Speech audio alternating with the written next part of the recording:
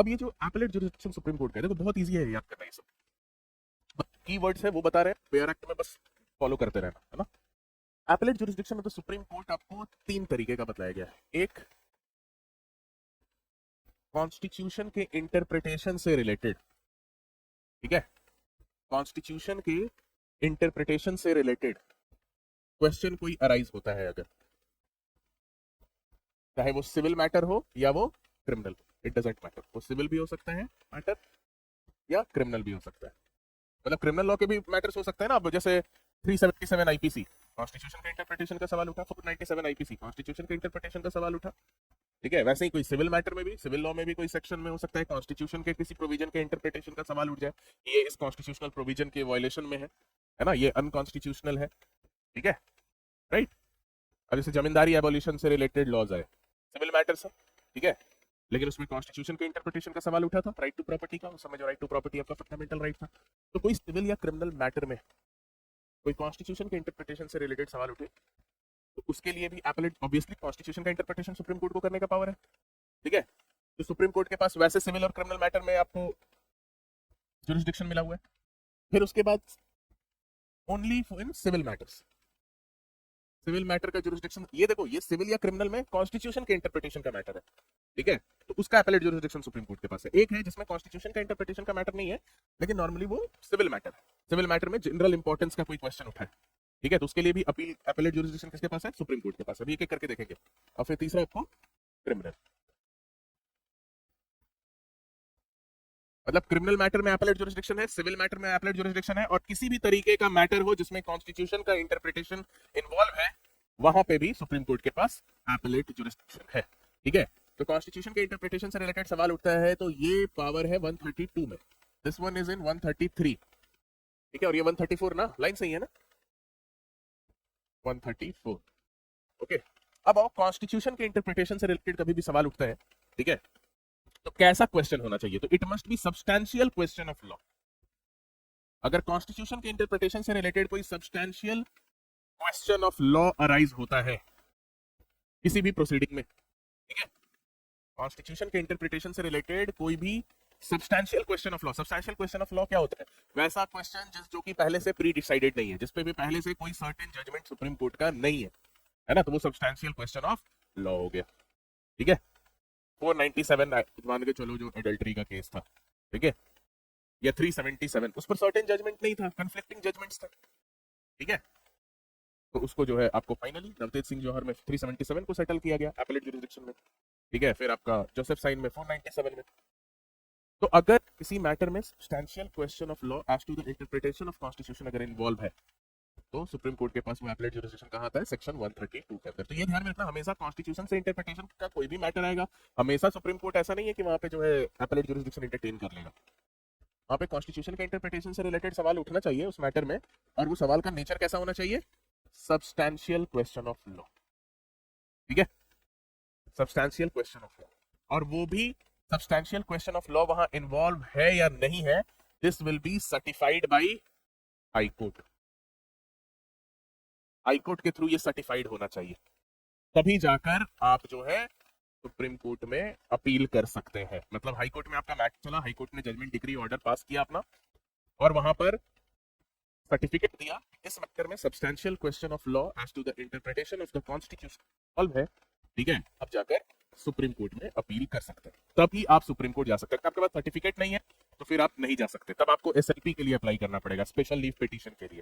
Supreme court जाना इतना आसान नहीं है कि मन किया तो चलो यहाँ से डिसीजन नहीं आया फेवर में तो चलो अब सुप्रीम कोर्ट चलते हैं, ऐसे नहीं चले जाएंगे, आपको हाई कोर्ट से सर्टिफिकेट चाहिए। हाई कोर्ट ने अगर सर्टिफिकेट देने से मना कर दिया है तो फिर आपको ये सॉरी आ गया, ये लास्ट स्लाइड में था, स्पेशल लीव पिटीशन के थ्रू 136 में आपको फिर जाना होगा, ठीक है, समझ रहे हो। तो ये तो हुआ कि अगर किसी मैटर में सब्सटैंशियल क्वेश्चन ऑफ लॉ अगर इन्वॉल्व है, और ये जो सर्टिफिकेट सुप्रीम कोर्ट दे रहा है, तो मान लो सुप्रीम, मेरे और आपके बीच में कोई डिस्प्यूट है, मुझे सुप्रीम कोर्ट ने सर्टिफिकेट दिया, मेरे अगेंस्ट जजमेंट दिया, और हाई कोर्ट ने, सॉरी हाई कोर्ट ने मेरे अगेंस्ट जजमेंट दिया और मुझे सर्टिफिकेट दिया कि आप सुप्रीम कोर्ट जाके अपील कर सकते हैं, इसमें सब्सटैंशियल क्वेश्चन ऑफ लॉ है। ऑपोजिट पार्टी वहां पे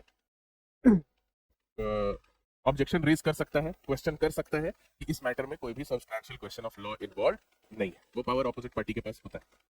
बट एनीवे, आप कब जा सकते हैं सुप्रीम कोर्ट, कॉन्स्टिट्यूशन के इंटरप्रिटेशन से रिलेटेड मैटर है तो वो हम समझ गए। सिविल मैटर, सिविल मैटर में आप सुप्रीम कोर्ट कब जा सकते हैं? अब यहाँ पे कॉन्स्टिट्यूशन के इंटरप्रिटेशन से रिलेटेड सवाल नहीं होगा।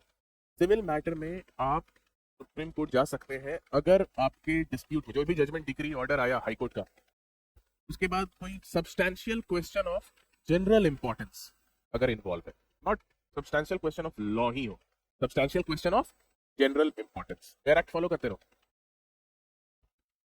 ये आपको सेक्शन, सब सेक्शन लिख दिया, आर्टिकल है ना sir. Substantial question of general importance.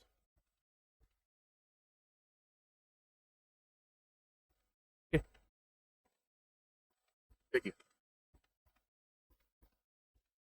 अगर कोई substantial question of general importance है, मतलब कि वो क्वेश्चन पर अभी तक कोई सुप्रीम कोर्ट का कोई प्रेसिडेंट सेट नहीं है, कॉन्स्टिट्यूशन के इंटरप्रिटेशन से रिलेटेड मैटर नहीं है, लेकिन जनरल इंपॉर्टेंस का मैटर, ठीक है, तो वहां पर भी आपको सर्टिफिकेट लेना पड़ता है। सर्टिफिकेट आपको मिलेगा तभी आप जाएंगे, ठीक है। ये तो 132 था, 133।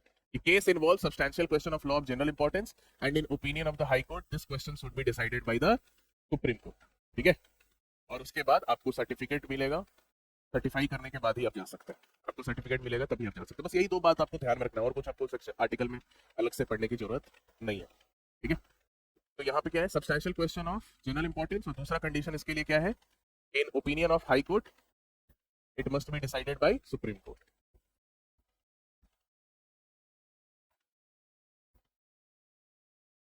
must be decided by,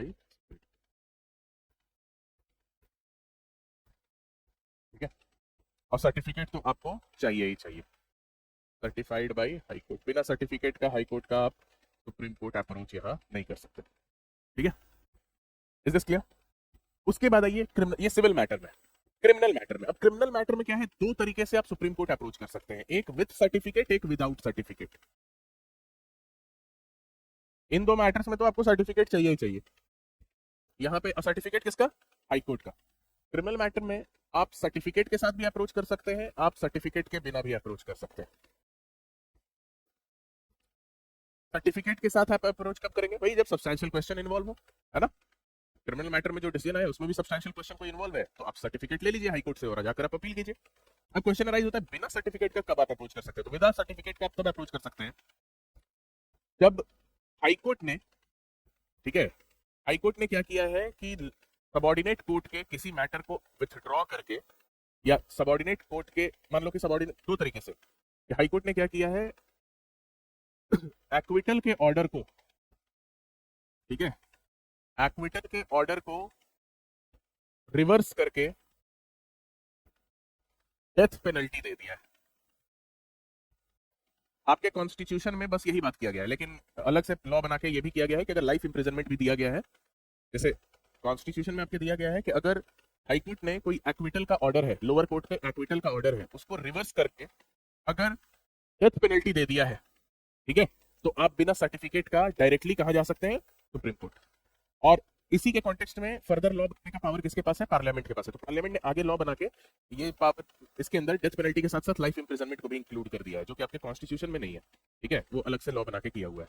तो यानी अभी रूल क्या है कि आप सुप्रीम कोर्ट कैसे जा सकते हैं क्रिमिनल जुरिस्डिक्शन में, क्रिमिनल मैटर में, अपील में। तो एक्विटल का ऑर्डर है कोई लोअर कोर्ट का, उसको हाई कोर्ट ने क्या किया, रिवर्स कर दिया, और वहां पे क्या दे दिया, डेथ पेनल्टी या लाइफ इंप्रिजनमेंट, ठीक है। कॉन्स्टिट्यूशन में बस डेथ पेनल्टी का बात किया गया है, लेकिन लाइफ इंप्रिजनमेंट के केस में भी ये अप्लाई करता है। पार्लियामेंट ने अलग से लॉ बना के ये पावर दिया हुआ, ये इंक्लूड किया हुआ है, ठीक है।